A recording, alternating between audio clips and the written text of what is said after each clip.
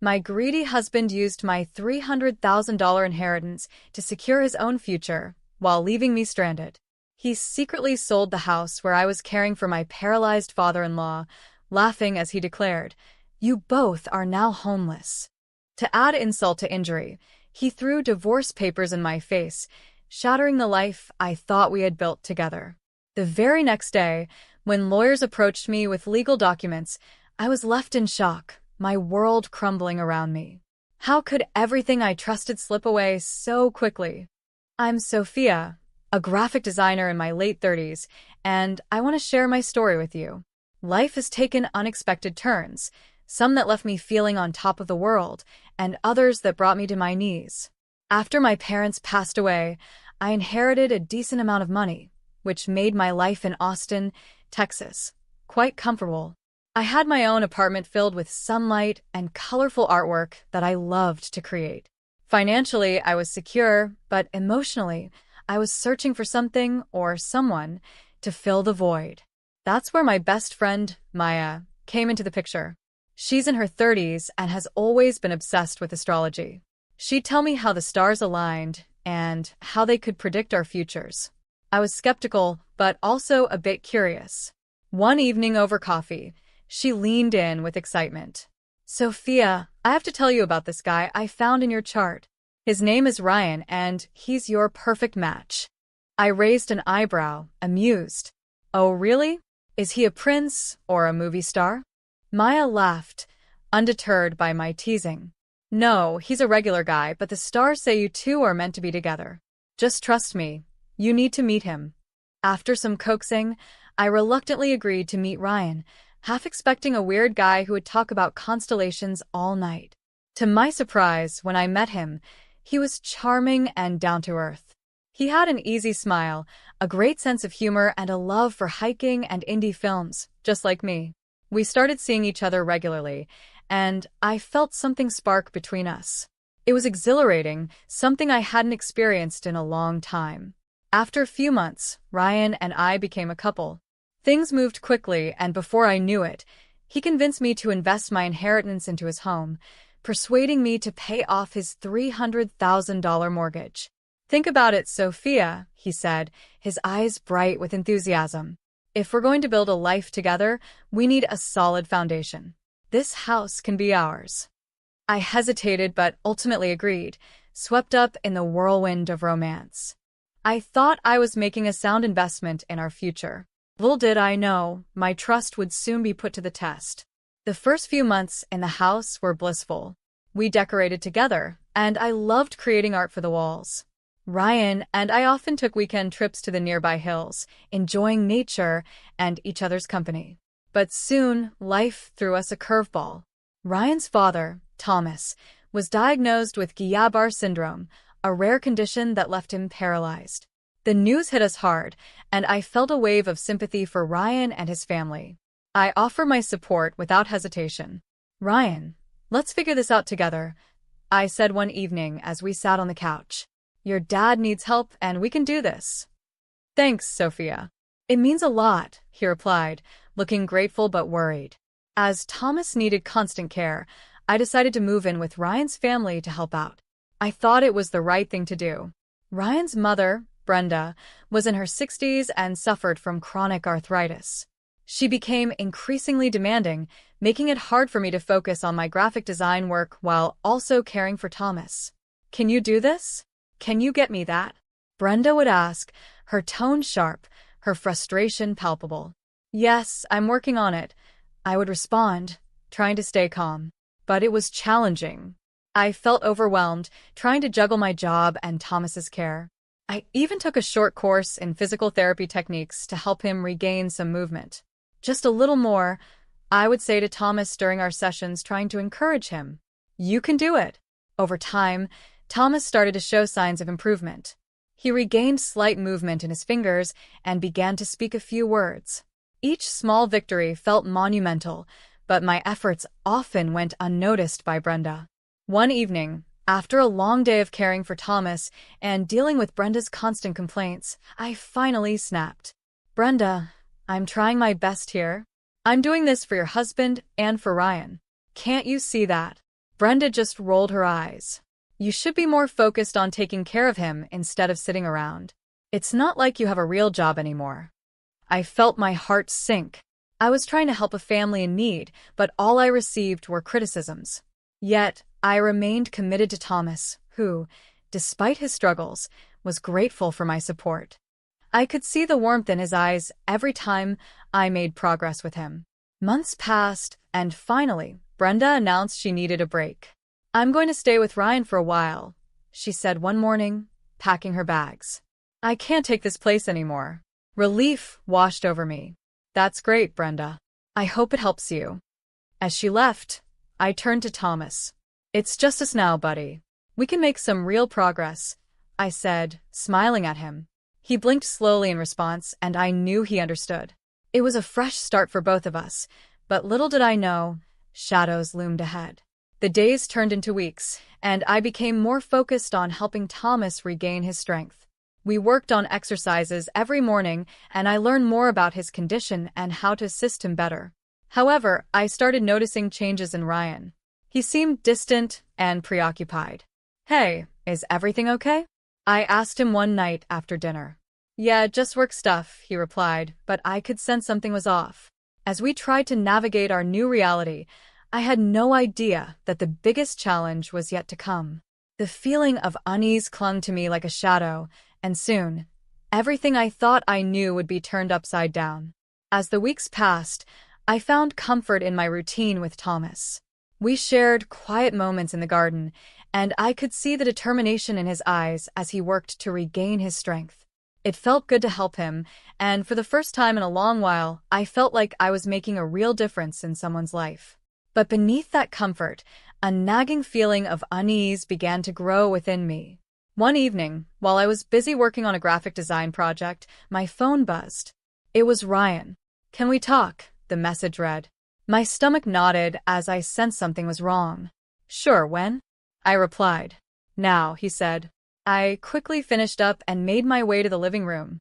Ryan was sitting on the couch, looking more serious than I had ever seen him. Sophia, there's something I need to tell you, he said, his voice low. Okay, what's going on? I asked, my heart racing. He hesitated, running a hand through his hair. My dad, he's not getting better. The doctors are saying he may not recover fully. I just can't handle this anymore. I understand that it's hard, I said gently, but we're doing our best. You have me here, and we're making progress. Yeah, but I need more. I need to focus on myself for a while, and I can't keep doing this. I think I need to sell the house, he said, avoiding my gaze. Sell the house. But Ryan, we've invested so much in this place. This is our home. I protested. He looked up at me, his eyes cold. It's not just a house anymore. It's a burden. I can't keep pretending everything is fine. Fine, I said, my voice shaking. But what about your dad? He needs you. Ryan stood up, anger flaring in his eyes. Don't you get it? I'm not his caregiver. I can't keep sacrificing my life for him. I felt a wave of frustration and fear wash over me. You can't just abandon him. He's your father. Just think about it, Sophia, he shot back before leaving the room. The conversation left me rattled. I couldn't understand how Ryan could be so dismissive of his own father's needs. My resolve to support Thomas grew stronger, but I also felt increasingly isolated. The next day, I continued to work with Thomas, who had become my confidant. One afternoon, while we were sitting in the sun, he looked at me intently. Sophia, I need to tell you something, he said slowly, his voice gaining strength. I leaned closer, eager to hear what he had to say. What is it, Thomas?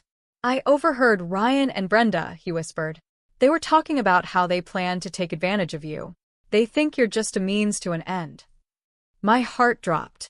What do you mean? I asked, my voice barely above a whisper. I was in the room when they thought I couldn't hear. They mentioned something about your inheritance and how they could use it to their advantage, he explained, his brow furrowed in concern. I shook my head in disbelief. That doesn't make any sense. Ryan wouldn't do that to me. He might not see it that way, Thomas said, looking me straight in the eye. But you need to be careful. I didn't want to believe it either, but Sometimes people show their true colors when faced with tough times. As I absorbed Thomas's words, a knot of dread twisted in my stomach. Could Ryan really be planning something against me? I thought back to his recent behavior, his distance, his unwillingness to talk about his father. It all began to make sense in a way I wished it didn't. I resolved to confront Ryan about what Thomas had told me. That evening, as we sat across from each other at the dining table, I summoned all my courage. "Ryan, I need to talk to you about something important," I began. "Can it wait?" "I'm really not in the mood," he replied, looking down at his plate. "No, it can't wait." "I heard something from your dad," I said, my voice steady despite my racing heart. His eyes narrowed. "What do you mean?" "Thomas told me he overheard you and Brenda discussing plans to use my inheritance." "Is that true?" Ryan's expression changed. His face went pale. "That's ridiculous. My dad doesn't know what he's talking about. Why would he make that up? You've been acting distant lately. What's really going on?" I pressed, refusing to back down. "Nothing.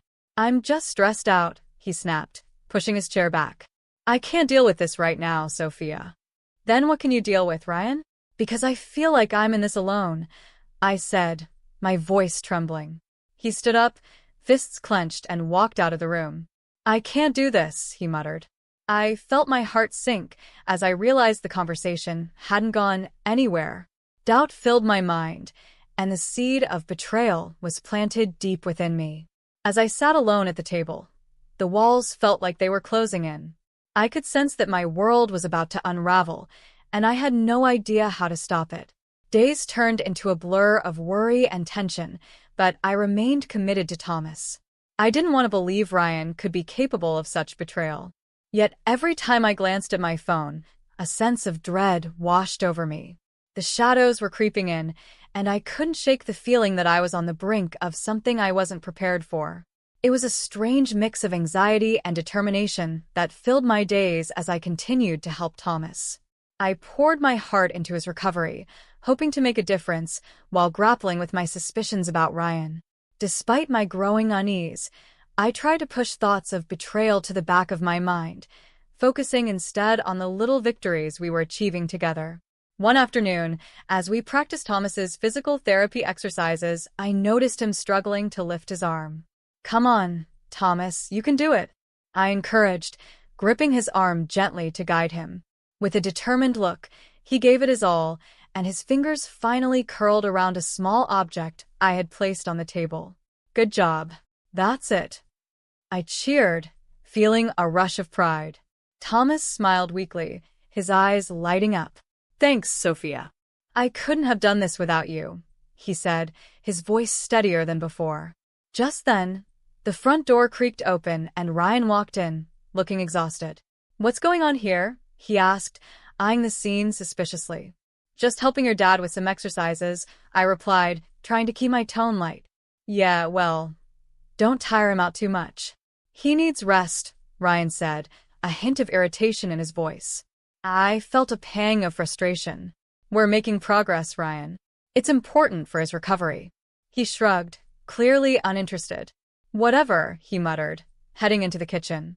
I exchanged a worried glance with Thomas. His expression mirrored my concern. "Sophia, I think you need to prepare yourself," he said quietly after Ryan left the room. "Prepare for what?" I asked, feeling a chill run down my spine. "I just have a bad feeling about Ryan. If he's truly thinking about selling the house, you need to be ready for what that might mean for you," Thomas said, his tone serious. The weight of his words sank in. I didn't want to think about it, but deep down, I knew he was right. I couldn't shake the feeling that the foundation of my life was beginning to crumble. The last thing I wanted was to lose everything I had worked for, especially my relationship with Thomas, who had become like family to me. Later that week, I returned to our home after running errands, only to find the living room in disarray. Boxes were scattered everywhere, and Ryan was packing up his belongings. "What's going on?" I asked, my heart racing. "I'm just getting things organized," Ryan said curtly, avoiding eye contact. "Organized for what? Are you seriously packing?" I pressed, feeling a surge of panic. "Just a few things for the sale," he said casually. Sale? You can't be serious, Ryan. You're really going through with it? I exclaimed, disbelief flooding my voice. Look, Sophia, this is for the best. I need to take control of my life, he snapped, finally meeting my gaze. This isn't just your life, Ryan. It's ours. You can't sell the house without even discussing it with me. I felt the anger rising within me. I invested my inheritance into this place. Maybe it was a mistake, he retorted, crossing his arms defensively. I couldn't believe what I was hearing. You're throwing everything away. What about your dad? What about us? Ryan shook his head, frustration evident on his face. You don't get it. I can't keep living like this. I can't keep pretending everything is fine. It's exhausting. Exhausting? Try being the one caring for your father while you sit here and make plans to abandon him. I shot back, tears welling in my eyes. Stop acting like you're the only one who cares, he yelled, the tension in the room palpable. With that, Ryan stormed out of the house, leaving me standing there in shock. The reality of what was happening hit me like a wave. I felt betrayed and alone, and the man I had trusted was now a stranger. The next morning, I returned to Thomas's room, where he was waiting for me. What happened? He asked, his brow furrowed with concern. I took a deep breath, trying to gather my thoughts. Ryan wants to sell the house. He doesn't care about what we've built here, or how much it means to me. He's giving up on everything. Thomas looked solemn. You need to think about your future, Sophia.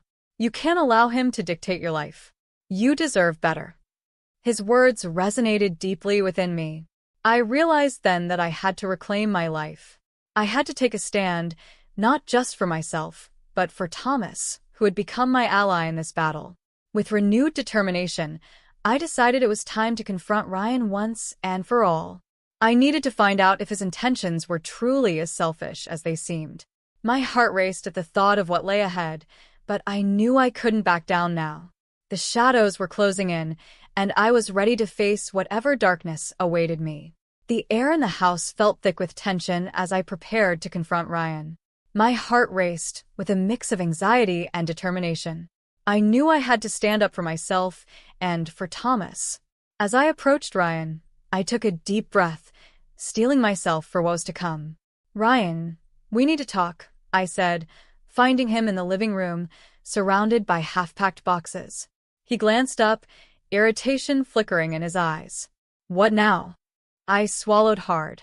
I can't let you sell the house without discussing it with me. This is our home, not just an investment. I deserve to know what you're really planning. He crossed his arms, his jaw tightening.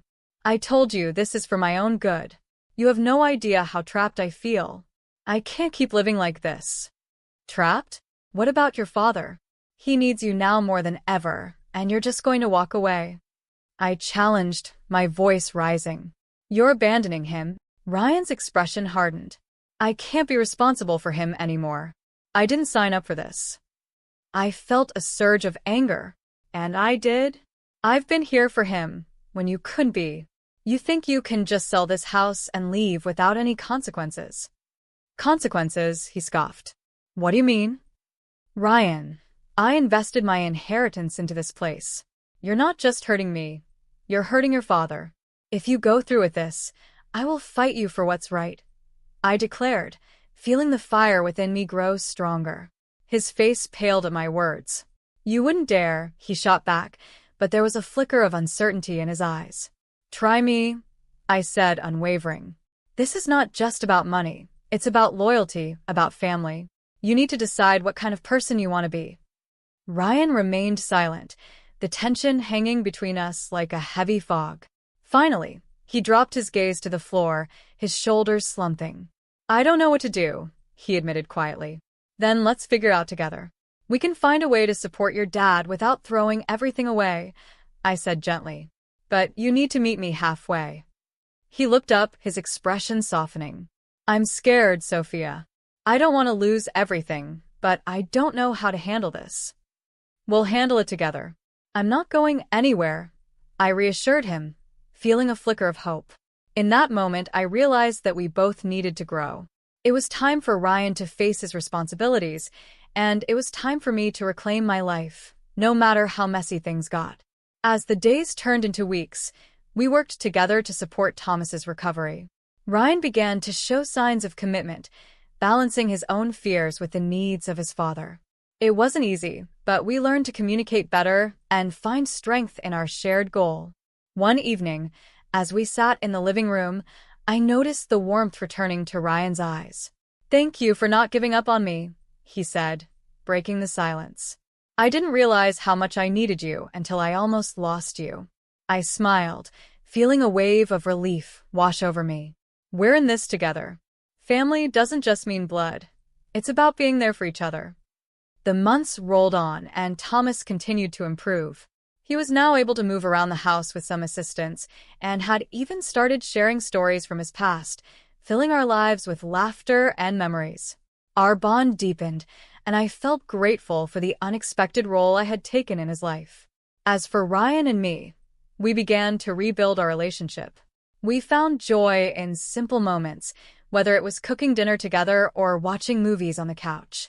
The shadows that had once loomed over us began to fade, replaced by a renewed sense of hope. One day, as we sat together in the garden, Ryan turned to me, his expression serious. "Sophia, I want to make things official. I don't want to lose you again." "Are you proposing?" I asked, surprised. He nodded, pulling out a simple ring from his pocket. "I know it's been a rocky road, but I believe we can face anything together." Tears filled my eyes as I nodded, accepting the ring. "Yes, of course. I want to build a future with you." In that moment, I realized that life's hardships had taught me valuable lessons about trust, resilience, and personal growth. I had reclaimed my life, not just for myself, but for those I loved. As we embraced, I felt stronger than ever, ready to face whatever challenges the future held, hand in hand.